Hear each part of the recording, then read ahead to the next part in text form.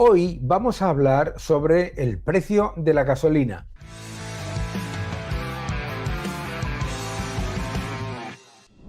En Estados Unidos, el debate sobre el precio de la gasolina es claramente un factor muy intenso en las discusiones políticas. Los miembros de distintos partidos se acusan de tener un precio de la gasolina más alto y que todo ello hace más difícil el affordability, la asequibilidad para los ciudadanos. El Partido Demócrata se presenta como el partido del affordability. Van a garantizar que los precios de la gasolina van a ser más bajos para los ciudadanos estadounidenses y estos líderes demócratas se presentan constantemente criticando al presidente Trump porque la gasolina está a $4,5 el galón de media en Estados Unidos. Sin embargo, lo que no dicen son varios factores de los que vamos a hablar dentro de un segundo. Factor número 1. La gasolina en Estados Unidos efectivamente ha subido, pero no está ni de lejos tan cara como estaba en la época en la que gobernaba Joe Biden con lo que llamaba el Bidenomics. Entre 2021 y 2024, el precio de la gasolina estaba por encima en media de lo que es hoy el precio medio de la gasolina en Estados Unidos. Superaba los $4,5 por galón y llegó a estar muy por encima en aquella época en la que el presidente Biden se vanagloriaba de llevar a cabo políticas para reducir la inflación. ¿Os acordáis del Inflation Reduction Act? La realidad es que en aquella época la inflación no solamente no se redujo, sino que continuó aumentando. ¿Por qué? Porque la inflación es acumulativa. Y claro, es verdad que el porcentaje anual se reducía, pero la tendencia era inequívoca, mucho más elevada que en el periodo anterior. Fíjate, en este gráfico cortesía de Fred podemos ver cuál era la tendencia del crecimiento de los precios, el aumento de los precios desde los años 70. Como vemos, es una tendencia moderada en la que ha habido muy pocos cambios y en la que en general se mantenían relativamente estables los precios. Las políticas de oferta llevadas a cabo tanto por el presidente Reagan como después copiadas por el presidente Clinton, no lo olvidemos, y llevadas por los dos presidentes Bush, lo que vimos fue que se buscaba el control de la inflación de una manera muy evidente. La inflación es siempre y en todo lugar un efecto monetario. ¿Y qué es lo que pasa? Que cuando los gobiernos se dedican a gastar, a imprimir dinero, a endeudarse cada vez más, entonces lo que hacen es que la pérdida del poder adquisitivo de la moneda, es decir, la inflación, se acelere. Fijaos la tendencia durante el Bidenomics. Bidenomics no solamente aumentó la inflación, sino que aumentó la tendencia interanual y llevó a que los alimentos, la vivienda, los elementos esenciales para la vida de los ciudadanos norteamericanos se disparasen de precio. Se disparasen de precio, además, muy por encima de lo que es el CPI, el IPC oficial. ¿Por qué? Porque el IPC lo que mide es una cesta de bienes y servicios, ¿de acuerdo? Bien, otro factor esencial de aquella época con el señor Biden es este, que muestra la London School of Economics. Es que con el Build Back Better, con el Inflation Reduction Act, lo que hizo el señor Biden no fue reducir la inflación, sino lo que hizo fue aumentar la inflación para aquel porcentaje de los ciudadanos con ingresos más bajos. Es decir, la inflación para el 20% de la población con ingresos más bajos subió mucho más que la inflación para el 20% con los ingresos más altos. Ese gran diferencial de empobrecimiento de los ciudadanos se rompe cuando se paran las políticas mal llamadas de estímulo. Y es muy importante recordar todo esto porque en muchas ocasiones cuando nos hablan de políticas de estímulo pensamos que eso es algo positivo. Cuando se trata de gastar mucho más, aumentar la deuda, aumentar el gasto público, lo que se hace literalmente es empobrecer a todos los ciudadanos.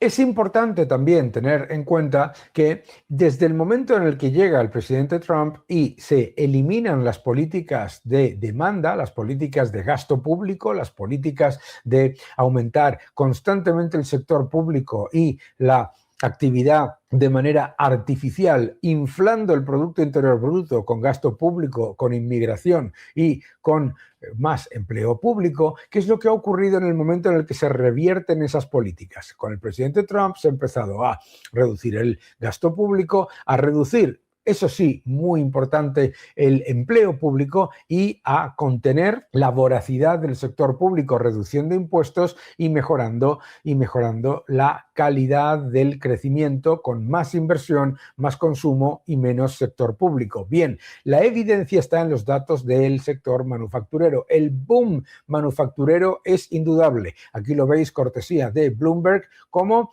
ese boom manufacturero se está dando y se está dando de manera inequívoca. Está subiendo los pedidos, está subiendo la actividad y está mejorando de una manera muy importante, que está haciendo que vuelva la actividad manufacturera a un país que se veía condenado con las malas políticas a mantenerse en la segunda fila con respecto a China. Todo esto es relevante porque las políticas importan, las políticas importan. Muchas veces cuando hablamos sobre la política económica pensamos que da exactamente igual bajar impuestos que subir el gasto público. No. Bajar impuestos es devolver dinero a los ciudadanos y a las empresas que lo han ganado. Y aumentar el gasto público es aumentar el riesgo de inflación a largo plazo. ¿Por qué? El gasto público es imprimir dinero. Cuando exigimos desde los votantes que los gobiernos gasten mucho más, los gobiernos están encantados. ¿Por qué? Porque lo que hacen es convertirnos en clientes dependientes rehenes. Es decir, suben el gasto público, dicen que te dan algo gratis, pero no te lo están dando gratis, te lo están dando en una moneda que cada vez vale menos. Por lo tanto, el objetivo de la administración Trump ha sido revertir completamente esas políticas. El Build Back Better mantuvo la inflación persistente y mucho más elevada que en los países del entorno, mucho más elevada que en Suiza, que países que tenían además en el año 2022 al lado una guerra como la de Ucrania. Importantísimo recordar esto. Entre 2021 y 2024, la inflación acumulada en Estados Unidos superó el 25% en CPI, pero en alimentos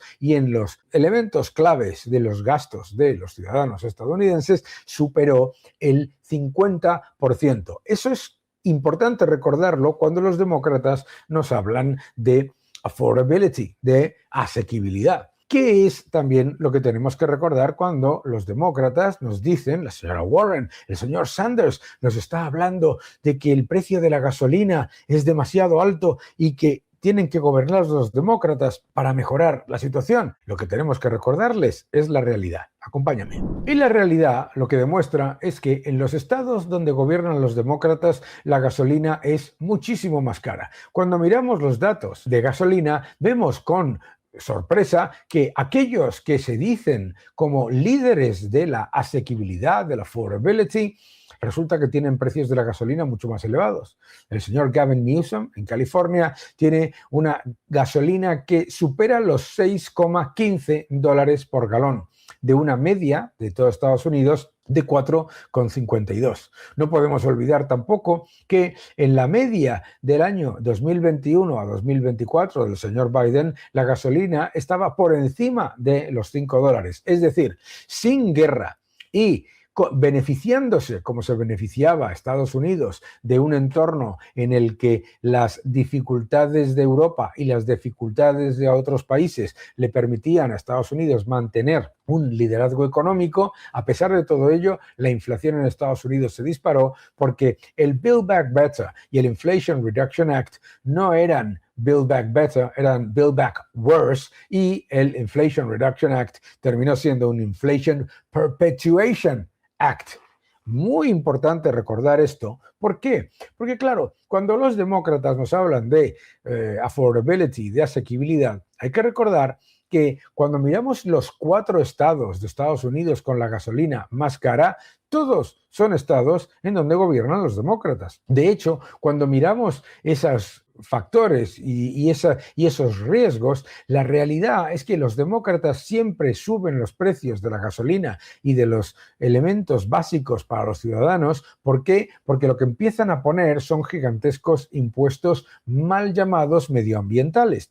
Entonces resulta que vía impuestos se enriquece el sector público, se hace un sector público todavía más burocrático y todavía más dañino para el sector privado, y encima los ciudadanos sufren un precio de la gasolina mayor. Cuando miramos todos los estados nos damos cuenta de algo increíble. Los 4 estados que tienen la gasolina más barata son todos estados donde gobiernan los republicanos. Los 4 estados que tienen la gasolina más cara son todos estados donde gobiernan los demócratas. Affordability, asequibilidad, ¿dónde está esa política de verdad? No la hacen. Y no la hacen por lo siguiente. Cuando miramos los precios de la gasolina en todo el mundo, nos damos cuenta de cómo se aprovechan los gobiernos del precio de la gasolina para recaudar muchísimos más impuestos. El propio señor Newsom y el propio señor Mamdani están ahora vanagloriándose de que han reducido el déficit gracias a su fantástica gestión. No, es gracias a que han recibido más impuestos por los bonus de Wall Street y de las compañías tecnológicas, y gracias a que han aumentado mucho los ingresos de los ciudadanos que están sufriendo con mayores precios de la gasolina. Lo que podemos ver en este gigantesco gráfico en el que se puede ver los precios de la gasolina en todo el entorno de los mayores países del mundo es lo siguiente. Resulta que los gobiernos están disparando sus ingresos con un porcentaje de impuestos en la gasolina absolutamente desproporcionado. Efectivamente, todos estos gobiernos socialistas, socialdemócratas, que siempre están hablando de los pobres, de asequibilidad y de affordability, lo que demuestran luego realmente es que lo que ocurre es lo contrario. Primero, que generan más inflación para los que menos tienen. Segundo, que disparan los impuestos para lucrarse con la inflación. La inflación es el impuesto de los pobres, y los gobiernos más socialistas siempre quieren acaparar más ingresos de los ciudadanos de la clase media. Porque siempre dicen que van a subir los impuestos a los ricos, pero ese es el truco, porque lo que hacen después es muy sencillo. ¿De dónde hay mayor base para acaparar y crear un Estado todavía más grande y más burocrático? De la clase media. Es así de sencillo. Veréis, cuando los demócratas hablan sobre el precio de la gasolina, lo que no te dicen es que durante años lo que han querido hacer es poner los mismos impuestos que tienen en Europa para la gasolina. ¿Sabes cuál es el precio medio de la gasolina en los países europeos? Más de $8 por galón, con una gran diferencia. Los salarios medios de los ciudadanos de Europa son prácticamente menos de la mitad que en la media de Estados Unidos. Es más, ¿sabes cuál es el precio de la gasolina en China? En China, el precio de la gasolina, a pesar del control férreo del gobierno, es de más de $5,5 el galón. ¿Qué es lo que sabemos también? Que el salario medio de los chinos es prácticamente 5 veces inferior al de los estadounidenses. Es decir, a pesar de la guerra, a pesar de todos los riesgos que estamos viviendo cada día, la evidencia de la economía es que en Estados Unidos se está controlando al máximo que se puede el precio de la gasolina. Y también sabemos que, al contrario que en Europa o que en China, cuando empieza a bajar el precio del petróleo, entonces el precio de la gasolina en Estados Unidos baja muy rápidamente. Eso es importante recordarlo. ¿Por qué? porque por el factor de los impuestos en los países europeos, la gasolina no baja cuando baja el precio del petróleo, prácticamente nada.